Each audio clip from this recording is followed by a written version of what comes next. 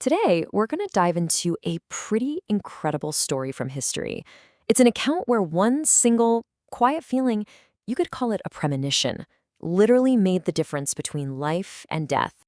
Seriously, think about it for a second. Have you ever had that sudden urge to take a different street home, or just a weird feeling about a person or a situation that you just couldn't shake? Well, that exact kind of feeling is right at the heart of this story. All right, so let's set the scene. The year is 1848. We're talking mid-19th century, a time of rugged cross-country travel.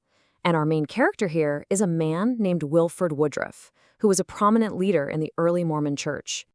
Now, he's on the road with his family, his wife and kids are all with him, and they're on this long, exhausting journey back east to Boston. And you gotta remember, this is not a simple road trip. This is a grueling trek by horse-drawn carriage. So as evening starts to set in, they find a place to rest for the night. They pull their carriage into the yard of someone they know, and the whole family just settles in right there in the carriage to sleep. You know, everything seems totally fine, perfectly calm and safe. But just as he's settled in and about to fall asleep, this really distinct thought, this clear impression, just comes into his mind. It's not a loud voice or anything, just this firm internal command. Get up and move that carriage. And of course, his wife asks the perfectly logical question, why? What for? And his answer, this gets to the very core of what intuition is all about. He says, I don't know. He has no logical reason, no sign of danger, nothing. He just knows he has to do it. So what does he do? He listens, he gets up, hitches the team again, and moves the entire carriage, with his family still inside, a good distance away, maybe about 75 feet or so, parking it right next to the corner of the house. He gets back into bed, thinking, that's that. But nope, it's not over. The same exact feeling comes back again, but this time with a new instruction. This one was about his horses and mules, which were tied up to a big oak tree a little ways off. So let's just recap here. He acts on two separate, very specific, and honestly totally random-seeming feelings. First, move the family. Second, move the animals. There is no obvious threat, not a cloud in the sky, just this nagging feeling he can't seem to ignore.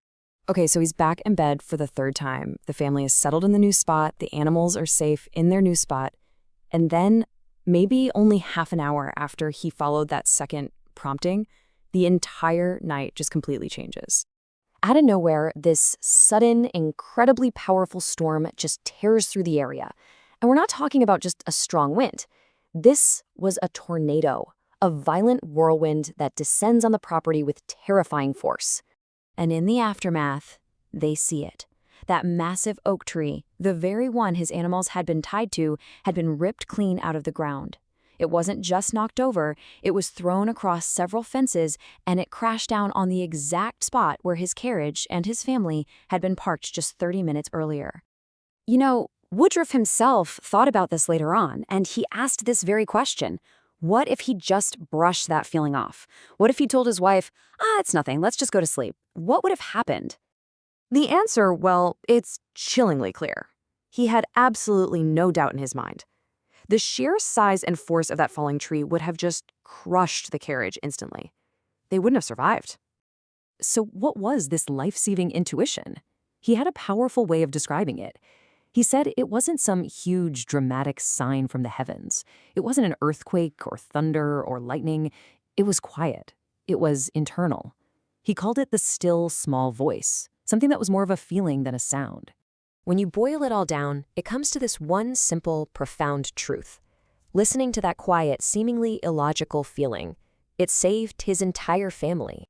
And that really leaves us with a question for our own lives, doesn't it? I mean, in a world that is so full of noise, constant notifications, endless distractions demanding our attention, what does it take for us to actually hear that still, small voice? And maybe even more important, when we do hear it, do we have the courage to act, even if we don't know why?